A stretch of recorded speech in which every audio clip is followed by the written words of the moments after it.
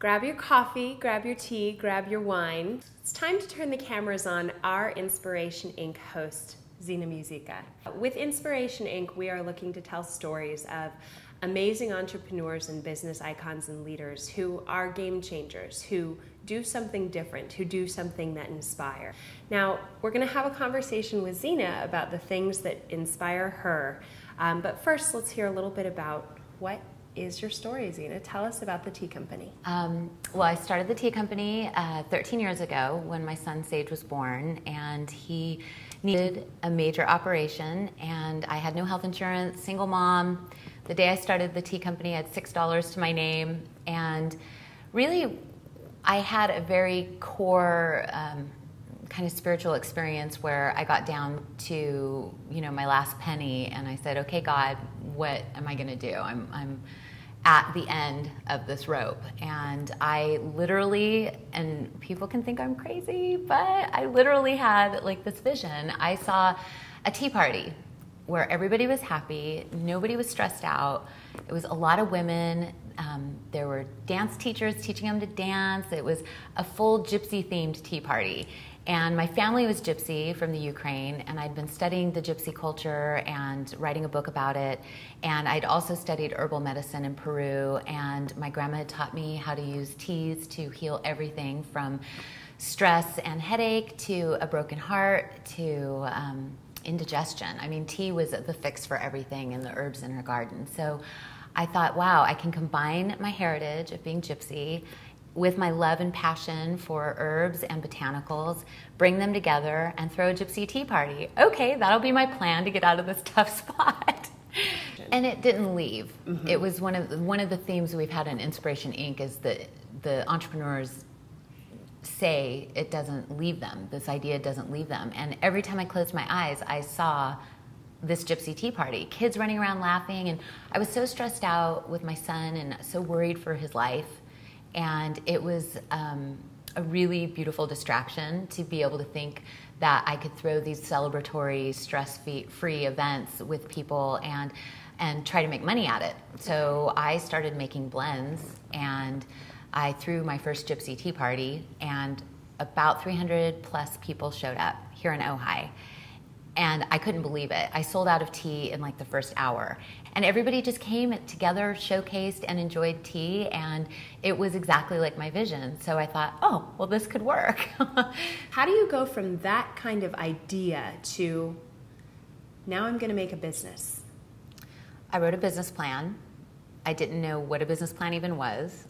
I got together a little bit of money, bought a tea cart, because I couldn't open a location. I didn't have the funds.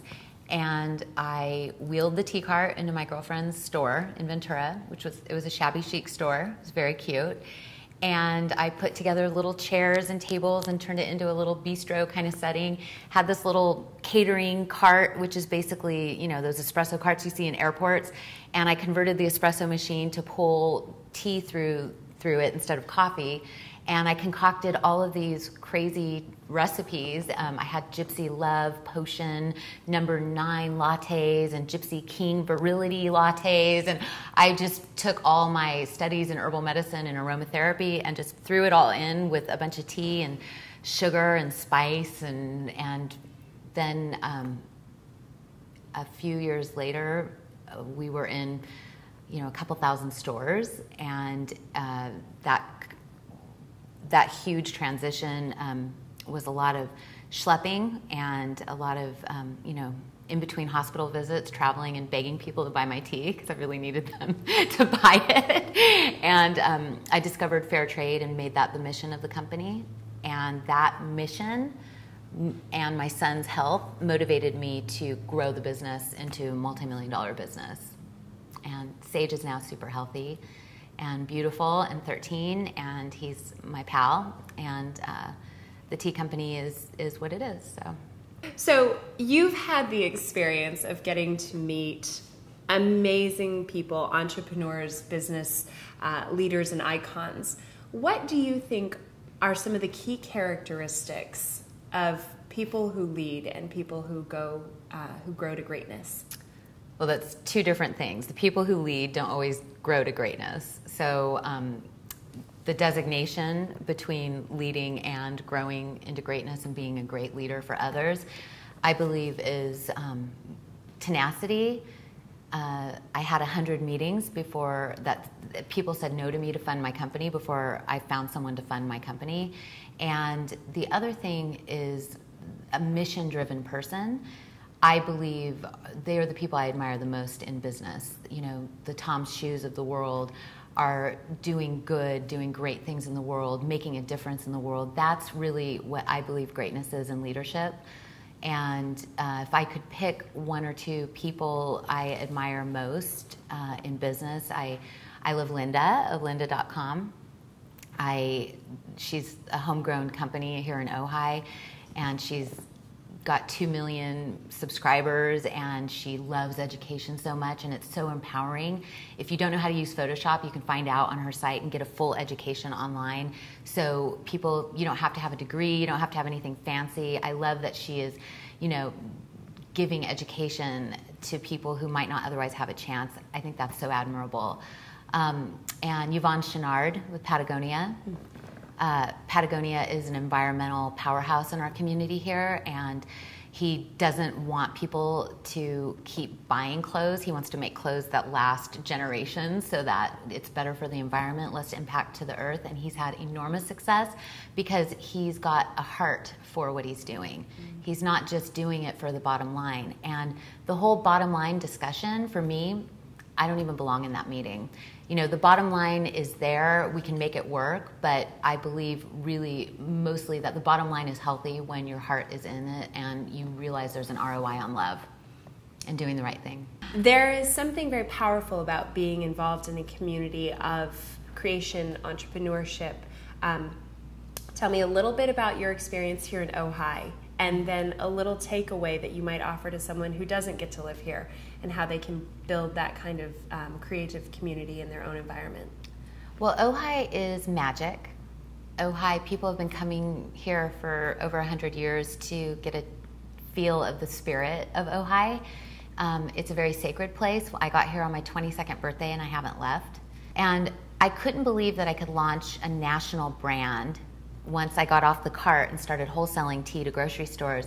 I couldn't believe how supportive this community was for a young entrepreneur with very little resources to launch a national brand, and how proud everybody was and supportive and excited for me. And the fact that, you know, they all showed up at my first Gypsy Tea Party and bought tea, and there's something magical here. There are also limitations being in a small town of 8,000. And so, you know, even if you can't be in paradise, and you're in LA or you're in New York or you're in a highly populated area or you're not here, the thing about it is that you have to see that wherever you are, you have to start your company there. You can't wait until you move to the right place. Or, you know, Ojai wasn't a place that they said I could launch a national brand. It wasn't a place where you know, go to have, you know, millions of people in your backyard to sample your product and build your market. But it was a magical place that helped me almost cocoon the spirit of the company and the mission of the company, so that when I was ready to go national, I had the nurturing that a small community could give me. And the people here in the beginning funded the company. It wasn't until we got, you know, much bigger, I had to go to New York and find bigger money. But there's all sorts of stories around that. But people here wanted to fund and participate and help and grow a local business, and I think it's the reason why it had such a strong spirit.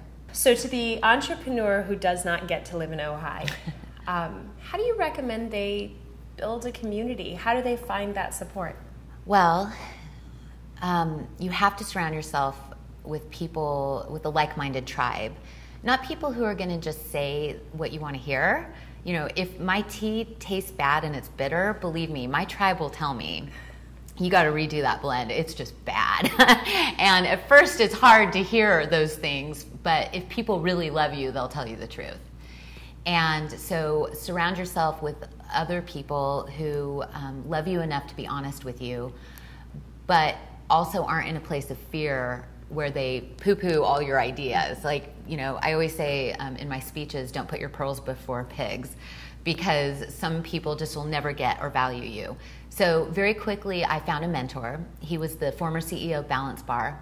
I found him through the SCORE program, that's through the Small Business Association. It's a nonprofit. And I would drive over to Montecito, buy him lunch once a month, and he would guide me. He would look at my plan, my projections. I would talk to him about HR issues. And he was so supportive that he catapulted me. And so every community has SCORE. Every community has business mentors. Mm-hmm. And so you surround yourself around people who've been there, done that, who can help you, guide you. And then you surround yourself, I have a lot of friends that kind of came and went because I could only work. Mm-hmm. And the joke was all roads led to Gypsy Tea. We'd be watching TV, filling samples. So all my friends knew as soon as they came, I'd put them to work. So just find people who love you and surround yourself with them, and then find people who are smarter than you and hire them and ask them to be your mentors.